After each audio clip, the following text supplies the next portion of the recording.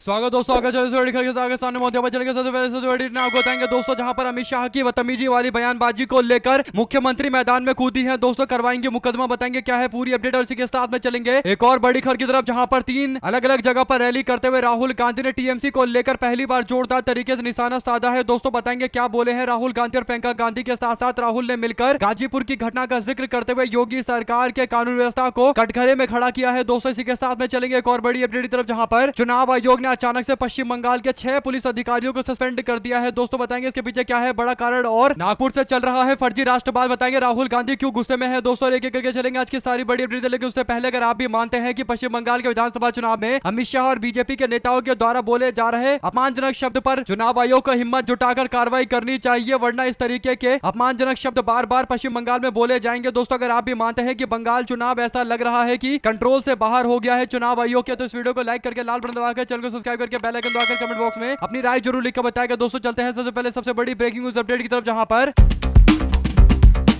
पश्चिम बंगाल के विधानसभा चुनाव में प्रचार के दौरान बीजेपी के नेताओं के द्वारा जिन शब्दों का इस्तेमाल किया जा रहा है दोस्तों, ये शब्द साफ तौर पर चुनाव को कहीं ना कहीं किसी न किसी तरीके से विवादास्पद बनाने की कोशिश की जा रही है दोस्तों। आपको बता दें कि पश्चिम बंगाल के अंदर नरेंद्र मोदी हो या फिर योगी आदित्यनाथ या अमित शाह हो या फिर हिमंता बिस्वा शर्मा, सबकी भाषा में ऐसे शब्दों का इस्तेमाल बार बार ये लोग कर रहे हैं दोस्तों, जिससे कहीं ना कहीं बंगाल के चुनाव के अंदर स्थिति भड़काऊ बन जाती है दोस्तों। ऐसे में पश्चिम बंगाल के अंदर मुख्यमंत्री ममता बनर्जी ने हुगली के अंदर उत्तरपारा में जनसभा को संबोधित करते हुए केंद्रीय गृह मंत्री अमित शाह और नरेंद्र मोदी दोनों पर निशाना साधते हुए कहा कि अमित शाह ने जो बयान दिया है कि गुंडों को उल्टा लटका देंगे, ये बयान एक गृह मंत्री के मुंह से नहीं निकलना चाहिए, ये अपराध है और हम इसके खिलाफ कोर्ट का दरवाजा खटखटाएंगे। यानी अमित शाह के खिलाफ ममता बनर्जी ने कोर्ट केस करने का ऐलान किया है दोस्तों। मुख्यमंत्री ममता बनर्जी ने प्रधानमंत्री पर निशाना साधते हुए जादवपुर यूनिवर्सिटी के छात्रों को गाली देने का आरोप लगाया, छात्रों पर हमला बोला और फिर यह कह दिया कि बंगाल के अंदर महिलाएं सुरक्षित नहीं है। पहले नरेंद्र मोदी का उत्तर प्रदेश, बिहार, राजस्थान में देखना चाहिए कि महिलाएं घर से निकल सकती है या नहीं निकल सकती। मणिपुर में जो हो रहा है वो असली अराजकता है। यहाँ पर आकर नरेंद्र मोदी बंगाल को अराजकता बता रहे हैं, लेकिन मणिपुर में असली अराजकता चल रही है। वहां जाकर बीजेपी की सरकार संभाले पहले नरेंद्र मोदी और अमित शाह के बयान को लेकर नाराजगी जताते हुए केस करने की बात कही है दोस्तों। मुख्यमंत्री ममता बनर्जी ने कहा कि चुनाव आयोग के अंदर हम शिकायतें देते देते रह गए, थक गए, पूरी तरीके से थक गए, बार बार जा जाकर, लेकिन हमारी कोई सुनवाई नहीं हो रही है। बीजेपी बाहर से गुंडे लेकर आ रही है, हिंसा करवा रही है बंगाल चुनाव में और चुनाव आयोग कुछ नहीं कर रहा है। आयोग बीजेपी के इशारे पर काम कर रहा है और इसीलिए अमित शाह के खिलाफ केस दर्ज करवाने के लिए हम सीधा कोर्ट का दरवाजा खटखटाएंगे। यानी अमित शाह के द्वारा जो बयान दिया जा रहा है दोस्तों, उस पर ममता बनर्जी आपत्ति जता रही है और एकदम सही बात है दोस्तों। राज्य के अंदर आकर ये कहना कि उल्टा लटकाकर सीधा कर देंगे, सीधा लटकाकर उल्टा कर देंगे, इस तरीके की भाषा का उपयोग करके क्यों पश्चिम बंगाल की राजनीति को गरमाकर हिंसात्मक राजनीति करने के लिए प्रदेश के कार्यकर्ताओं को उकसाया जा रहा है, ये काफी गंभीर मामला है दोस्तों। इस पर आप लोग अपनी राय जरूर लिखकर बताएगा। साथ साथ चलते हैं एक और बड़ी अपडेट की तरफ, जहां पर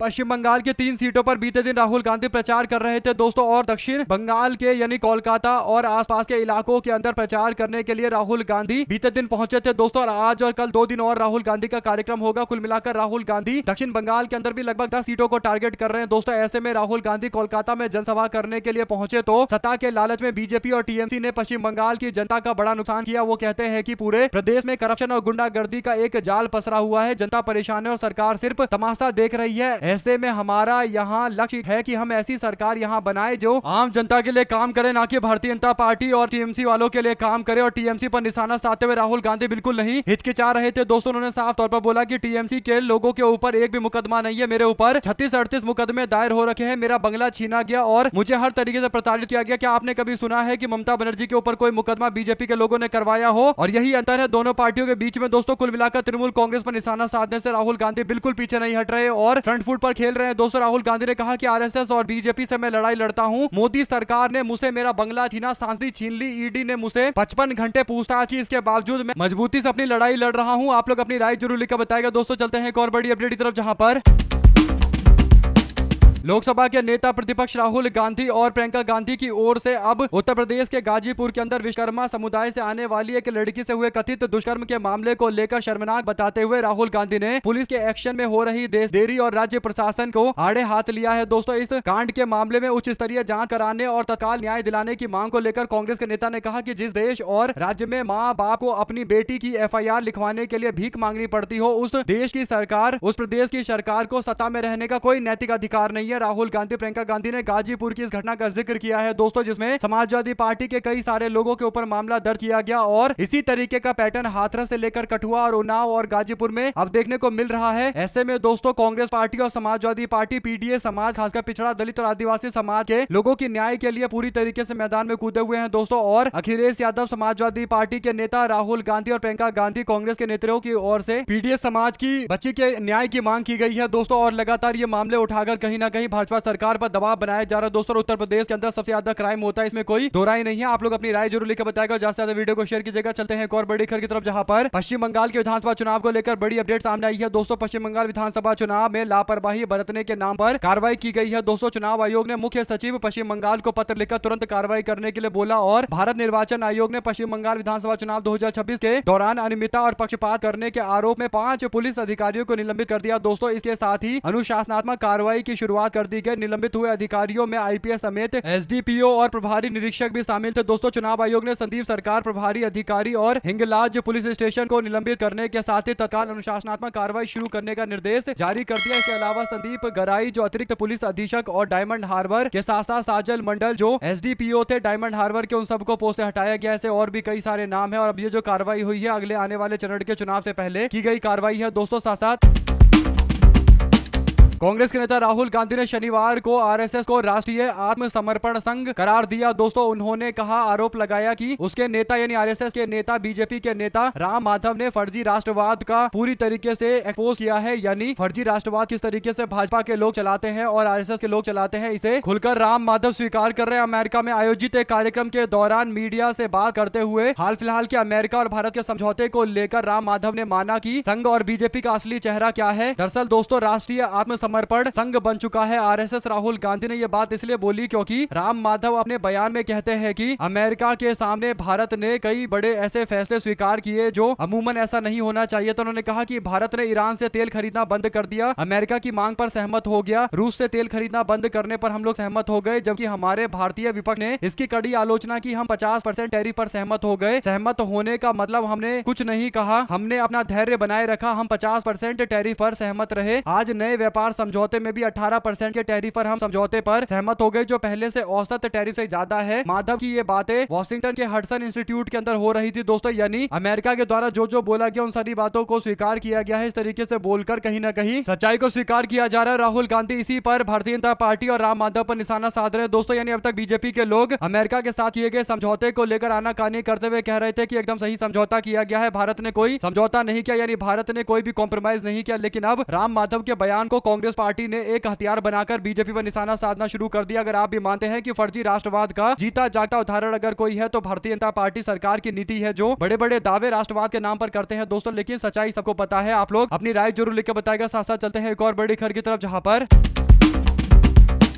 पश्चिम बंगाल विधानसभा चुनाव के लिए मतगणना 4 मई को होनी है दोस्तों। मतगणना से पहले मुर्शिदाबाद के सागर दीघी में निवर्तमान विधायक बायरन विश्वास ने देर रात ईवीएम को लेकर सेंटर पर जोरदार हंगामा किया और आरोप लगाया कि पुलिस अधिकारियों को अपशब्द बोलते हुए, गाली गलौज करते हुए कि विधानसभा क्षेत्र के अंदर जो कॉलेज जहां पर स्ट्रॉन्ग रूम बनाया गया है, जहां वोट 4 तारीख को गिने जाएंगे, उन क्षेत्रों के अंदर रात करीब 10 बजे स्ट्रॉन्ग रूम का मुआयना करने के लिए पहुंचे तो उन्होंने देखा कि सीसीटीवी के कैमरे तो अंदर लगे हुए हैं लेकिन मॉनिटर बाहर नहीं लगा जिसमें दिखाई दे कि आखिर सीसीटीवी में चल क्या रहा है। कोई स्क्रीन नहीं लगाकर रखी गई थी। उन्होंने जंगीपुर के सब डिविजनल ऑफिसर का ध्यान इस मामले की ओर दिलाया तो प्रशासन ने तुरंत कार्रवाई करते हुए मॉनिटरिंग स्क्रीन लगवा दी दोस्तों। और यह दावा भी किया गया कि रात 12 बजे और 1 बजे कुछ समय के लिए सीसीटीवी कैमरे ने काम करना बंद कर दिया था। कुल मिलाकर दोस्तों सवाल उठते हैं कि जब स्ट्रॉन्ग रूम के बाहर स्क्रीन लगाने का प्रावधान है तो फिर इसे हटाया क्यों गया, या फिर स्क्रीन क्यों नहीं लगाया जा रहा। क्यों इस तरीके के मामले जो इतने गंभीर और सेंसिटिव मामले होते हैं दोस्तों, उसमें भी कोताही बढ़ती जाती है। जब विरोध किया गया, प्रदर्शन किया गया, तब जाकर लगाया गया। दोस्तों आप लोग अपनी राय जरूर लिखकर बताएगा। साथ साथ चलते हैं एक और बड़ी खबर की तरफ, जहां पर आम आदमी पार्टी छोड़ने के बाद राघव चड्ढा की हालत खराब हो रही है दोस्तों। राघव चड्ढा को 14 लाख के आसपास लोगों ने अनफॉलो कर दिया है। यानी राघव चड्ढा को 24 घंटे के भीतर अच्छा खासा नुकसान हुआ है दोस्तों। सोशल मीडिया पर इनको 14 मिलियन के आसपास लोग, यानी 14.6 मिलियन के आसपास लोग, या यूं कहिए दोस्तों की 1 करोड़ 46 लाख के आसपास लोग इनको फॉलो करते थे। लेकिन सुबह होते होते यानी तकरीबन 24 घंटे के आसपास का आंकड़ा देखेंगे देखेंगे आप दोस्तों तो 1,32,00,000 के आसपास लोग हो गए, यानी लगभग 14 लाख लोगों ने इनको फॉलो करना बंद कर दिया। दोस्तों आम आदमी पार्टी के 10 राज्यसभा के सांसदों में से राघव चड्ढा के लिए ये बुरी खबर सामने आई है, क्योंकि राघव चड्ढा को लग रहा था कि उनको आम जनता का समर्थन मिलेगा दोस्तों, लेकिन राघव चड्ढा को जो लोग सोशल मीडिया पर सपोर्ट करते थे वे ज्यादातर वे लोग थे जो आम आदमी पार्टी की विचारधारा से इत्तेफाक रखते थे, और इसीलिए धीरे धीरे करके जिन लोगों को पता चलता जा रहा है वो इनको अनफॉलो करना शुरू कर चुके हैं। आप लोग अपनी राय जरूर लेकर बताएगा दोस्तों। साथ साथ चलते हैं एक और बड़ी खबर की तरफ, जहां पर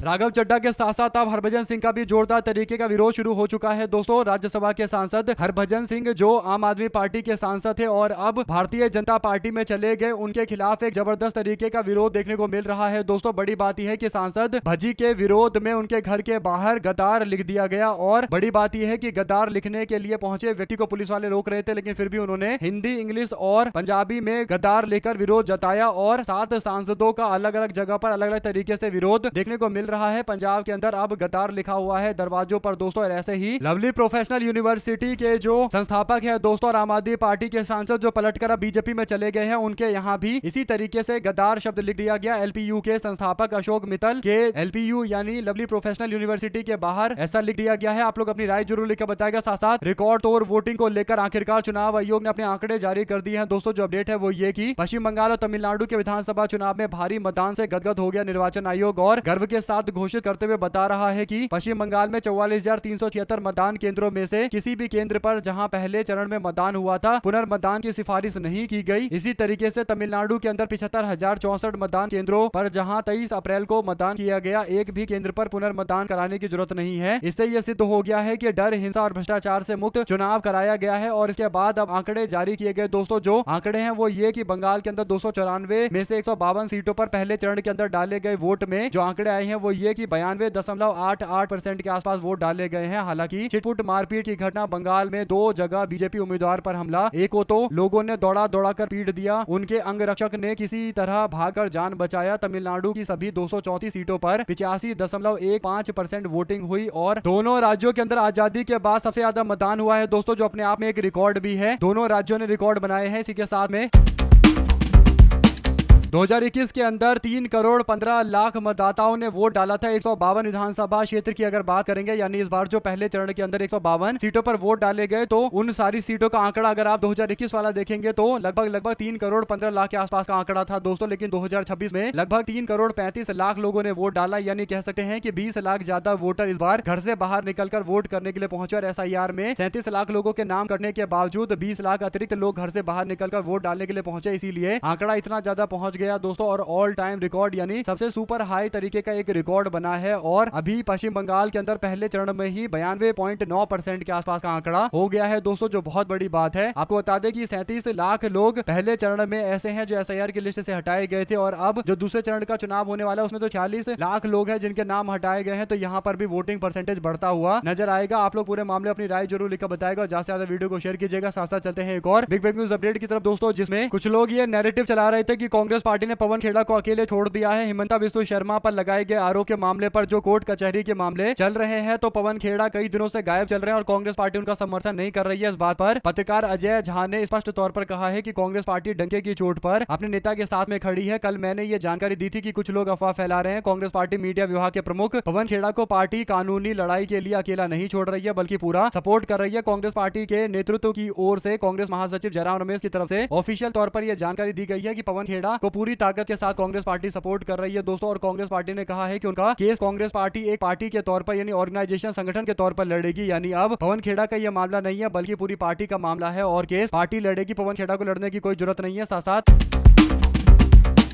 आम आदमी पार्टी के सांसद संजय सिंह ने परवेश वर्मा के द्वारा बीजेपी के नेता के द्वारा जारी किए गए तस्वीरों को लेकर निशाना साधते हुए कहा कि दिल्ली के मंत्री परवेश वर्मा ने अरविंद केजरीवाल के घर की जो तस्वीरें सोशल मीडिया पर शेयर की है, परवेश वर्मा और उनके द्वारा जारी तस्वीरों को दिखाने वाले टीवी चैनल मानहानि का केस झेलने के लिए तैयार रहे। मैं चुनौती देता हूं कि रेखा गुप्ता और लेफ्टिनेंट गवर्नर यानी जो दिल्ली के गवर्नर महोदय हैं और जो परवेश वर्मा है अपना घर जनता के लिए खोल दे। अरविंद केजरीवाल अपना बंगला खोल देंगे, जनता को पता चल जाएगा कि किसका घर कितना कितना आलीशान है। यानी अरविंद केजरीवाल पर जो आरोप लगाए गए दोस्तों, जो आरोप लगाए जाते हैं शीश महल वाले आरोप, उन आरोपों का जिक्र करते हुए कहा गया कि अरविंद केजरीवाल को बदनाम करने के लिए ये लोग सोशल मीडिया से पिक्चर उठा कर डाल रहे हैं। यानी असली पिक्चर दिखा भी नहीं रहे और पिंटरेस्ट नाम के सोशल मीडिया अकाउंट से फोटो उठा कर दिखाया जा रहा है। ऐसे आरोप लगाए गए दोस्तों, जो कहीं ना कहीं राजस्थान बीजेपी के लोग इस तरीके की हरकतें कर रहे हैं दोस्तों अरविंद केजरीवाल को बदनाम करने के लिए। और न्यूज चैनल वाले भी फैक्ट चेक नहीं कर रहे और भाजपा वाले लिख देते हैं और चैनल वाले चला देते हैं दोस्तों, क्योंकि इनको लगता है कि चैनल के नाम पर यानी दूसरे व्यक्ति ने बोला है तो उस आधार पर बोल देंगे कि उस व्यक्ति ने दावा किया है। खुद फैक्ट चेक नहीं करते, लेकिन टीवी चैनल वाले पूरी तरीके से इस कांड में घुसे पड़े हैं दोस्तों और जानबूझकर अरविंद केजरीवाल को बदनाम करने की कोशिश चल रही है। आप लोग अपनी राय जरूर लेकर बताएगा। साथ साथ चलते हैं एक और बड़ी अपडेट की तरफ, जहां पर